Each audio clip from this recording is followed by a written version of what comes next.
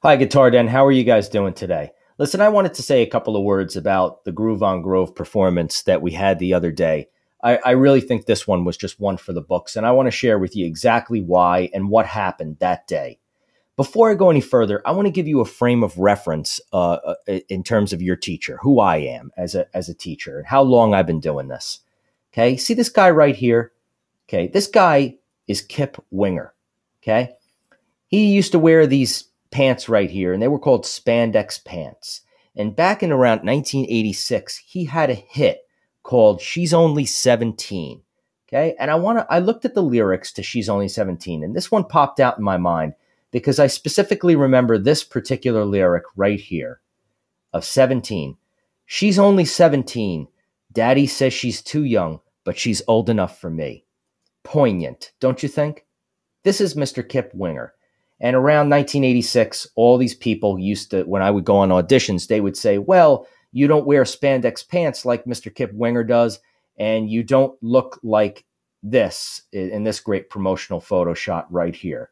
The Mr. Kip Winger, who wasn't wearing his spandex pants in this particular promotional photo. But here he was wearing his spandex pants, and that was maybe a week or two before or after he wrote this and penned this incredible song called 17. So I've been contending with musicians and dealing with musicians in the music business since Mr. Winger wrote that hit song back in 1986. And I want to share with you the culmination of my learning of all these years. Look at this for a second. This is the Juilliard School of Music in New York City. All right. I took a look, I did a little research for you, and I found out what the annual in-state or out-of-state tuition is. This is the annual tuition of Juilliard School of Music, the most esteemed musical institution, perhaps arguably on planet Earth. $55,000 a year. I calculated this. I did a little calculation. Let's do this. Let's do this right now. 55,000 times a 4-year education. $220,000. $250,000 to get an education at the esteemed Juilliard School of Music in New York City. Now, let me tell you something that happened to me a couple of years ago when I was playing with a musician that came out of one of these musical institutions. I was playing at the back fence on Bleecker Street. It was a great gig, paying gig. They didn't ask me to bring people in. And I met a bass player on the light rail, stand-up bass player, and we started playing together. He was a jazz bass player, okay? And he loved jazz, and he was very talented, very intelligent young man. And one time he came up to me and said, Rich, I know you're into promotion of events. We have a gig, a jazz gig, and maybe you could help us out promote the event. I said, great, no problem. When is the event? Thursday. It was about Monday. I looked at this guy and I said, I want you to go back to one of these institutions. He didn't graduate from Juilliard, but he graduated from another music school. And I said, I want you to go back and ask for your money back. Ask for your $220,000. Let's say hypothetically he spent $100,000 on his education. I said, I think you should take that organization to court and get your money back because they completely and utterly failed you. You completely failed. The reason why the movie business, you see posters that says coming this fall or this spring, the new Star Wars movie, they're not doing that to waste their money. They're doing that to prime you up. If you start promoting an event 4 days before the event, an organization like this has completely failed you. So let's go over to what happened the other day at the performance, the Groove on Grove performance. Let's look at this. This is a video, and I don't want to even have the Juilliard School of Music in the background when I show you this. These are the kids playing at Grove Street.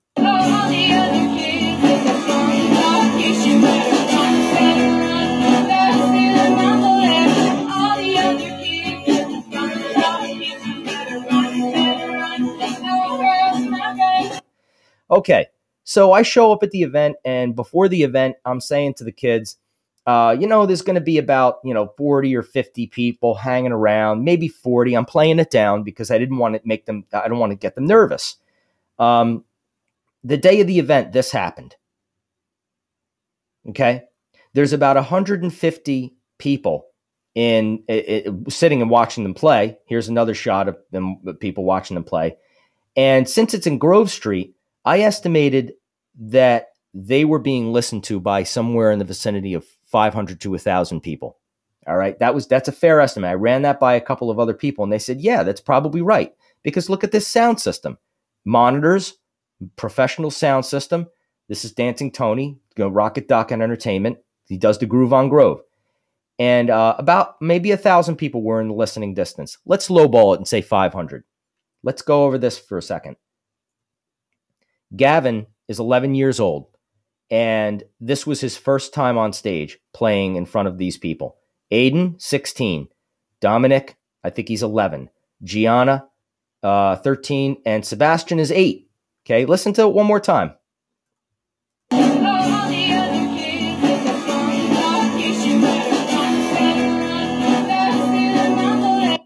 So let's go back to Juilliard for a second. So you graduate Juilliard School of Music, right?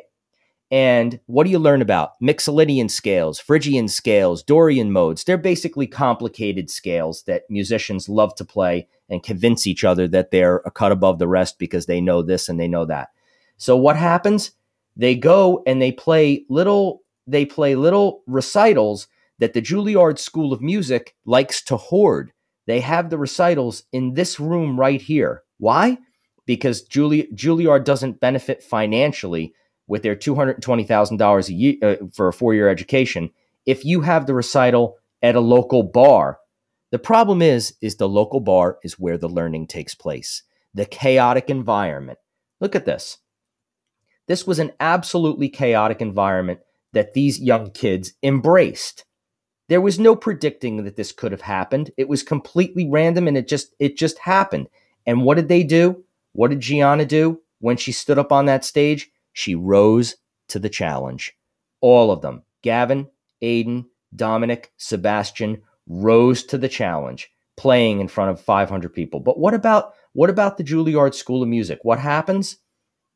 They play the recital here, and the 20 relatives that were obligated to come to the jazz performance are worried about what they're going to eat after they see the performance. There's a nice little restaurant right over here somewhere called Ollie's. I don't know if you know it, but if I was going to a Juilliard jazz recital, my biggest concern would be ordering dumplings from Ollie's right down the street right here. This is Ollie's. Is literally, I think you should go there because the dumplings are unbelievable. All right.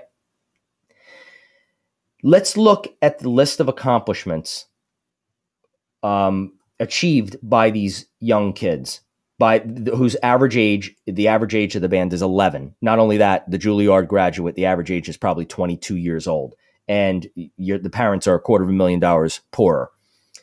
So we went over networking. Okay, networking was getting the gig, continually going back and meeting with Dancing Tony, the promoter, who happens to be an amazing human being, and I applaud him deeply for his efforts and Groove on Grove, because he's done an amazing, wonderful thing for Jersey City. And the guy exudes selflessness, and just kindness. Through persistence, we networked and got the gig. And Dancing Tony said, sure, we have an emerging artist showcase where your kids can come perform. I did a Facebook page. I put photos up, and he saw the photos. He actually heard my music and said, Rich, your music is okay, but I really like what's going on with these kids.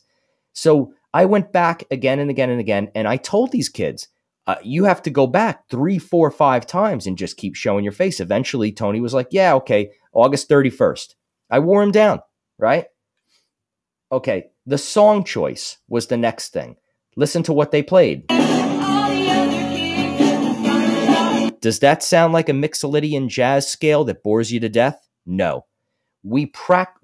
I think they learned the concept of practicality. What do the people like to hear? What do they want to hear? What's going to move you forward in this music business? We didn't choose the girl from Ipanema like a lot of Juilliard graduates would choose. Juilliard, because there's a lot of chords in the girl from Ipanema, right? So you want to use all those chords that you learned you don't want to waste $250,000. You want to show something for it, right? So you want to play chords where your fingers are all stretched out and there's flat thirds and minor sevenths and, jazz scales, and you play and all fast and ridiculous. And, but the problem is nobody wants to hear it, and they're bored, and they're thinking about what? Ollie's right here. Dumplings. I got to get some of those Ollie's dumplings. They have this sauce that you dip the dumplings in, and you put a little hole in the dumplings so the sauce goes all into it's amazing. And I infinitely would more rather have that than see somebody play a Mixolydian scale. So then they learned practicality. They played Pumped Up Kicks, they played Wonderwall, they played Get Lucky, and they played Mad World, which was the most unrecognizable one, but they sound so good on it. I said, you do it, right? And they sounded unbelievable. The whole audience in the first two songs were just like, I can't believe these kids are this good. All right. So they played and they hit home runs. Now, obviously, like any performance, it wasn't absolutely perfect, but again, that's where the learning takes place. So we rehearsed for the gig. Once we did the networking and had a persistent networking and practical song choice. Then through rehearsal, patience. We rehearsed about 6 times, 7. I've been in bands that got lost in rehearsal studios for 2 years at a time with a Juilliard education. 2 years. And what do they do when they get out? They have a gig and they don't approach the music business properly and properly promote it. So the next thing was the promotion and the hard work that is involved with promoting an event. Look at some of these amazing little posters that we had here, the Pumped Up Kids. Now, I was telling them about Photoshop, and we had a nice little promotional photo here that I did some work in Photoshop on, and I called them the Pumped Up Kids. That was a tentative title. They ended up calling the band the Guitar Den Junior Jam Band, and I think this came out pretty well.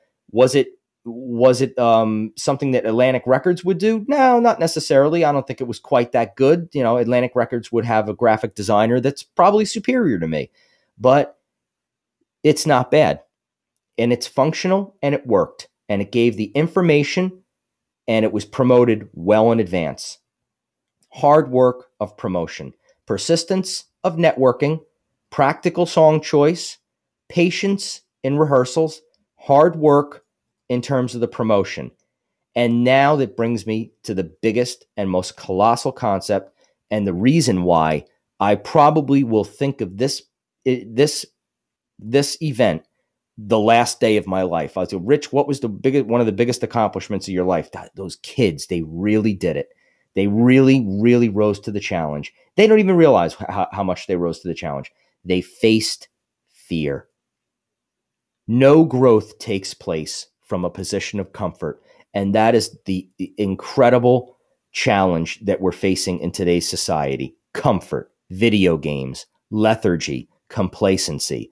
These are enemies of aspiration. And young Gianna went up there and faced, do you think she was all filled brimming with confidence before she went in front of 200 people and 500 within a listening distance? No, she was nervous. Gavin hit a home run. This was his first time on stage ever. I think Sebastian, they were all a little bit nervous, rightfully so. If you go on stage and it's your first performance and you're in front of that amount of people, you'd be a fool not to be a little scared. But it doesn't matter. In the end, they faced their fear. I ask you this. Where's facing your fear if you have a recital in this room or this room or this room?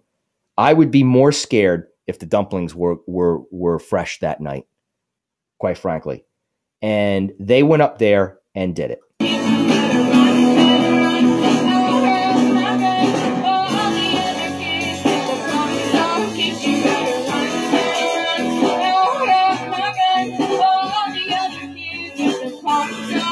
A beautiful voice on a beautiful woman, perfect chords and backup electric guitar playing by Sebastian. In the pocket, perfect tempo, perfect execution by Dominic. Nailed the bass and absolutely stellar acoustic guitar strumming and starting the songs on the part of Gavin. I was nervous before this event. I experienced a nervousness that I haven't experienced in years. Okay, and these kids did it for I don't even know how much. Gavin's been with me for a year and a half, maybe a year. Been giving lessons to Sebastian. I took Gavin from scratch. I don't even think he knew any chords. Gianna had a couple of gigs. Maybe she knew a few chords. Our drum teacher is teaching. Mike Rogers, the drum teacher, is teaching Dominic. What do I say about that? I mean, the guy is brilliant. And I'm teaching Sebastian. I think he may have known a little bit. Aiden, I don't think, touched the bass before I knew him. Put it together, and we did it. That was unbelievable. And all the time, what happens to these musicians that just go the wrong way? This is Stuart, as depicted in Beavis and Butthead wearing his Winger t-shirt. Stuart was depicted as a little bit of a dweeb back in the day with Beavis and Butthead because he was a fan of Mr. Kip Winger, who looks like this, okay? And this right here. Okay, so there's Mr. Kip Winger again. All right, you don't need to see Kip Winger again, and neither do I. You guys, the Guitar Den Kid Band, you guys hit a grand slam home run, and I can't commend you enough for it.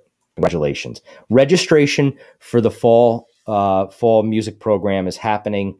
It's happening now. We're going to have registration on September 12th and September 13th. So I want you to go over here and I want you to hit the interested button and tell me that you're going to come to the registration at the Grace Lutheran Church on 836 Avenue C. Okay, great church with an amazing staff. We also teach piano, violin, and drums, and the teachers are absolutely stellar over there. So from 4 to 6, I'll be hanging out, and I'm going to give you guys a free music showcase, and I'm going to get you guys playing your first chord. So come on down, 12th and 13th September, 4 to 6 p.m., ages 5 and up, any level, and you guys are going to start the process of navigating through this incredibly challenging business without spending $250,000. I'll see you guys really, really, really soon.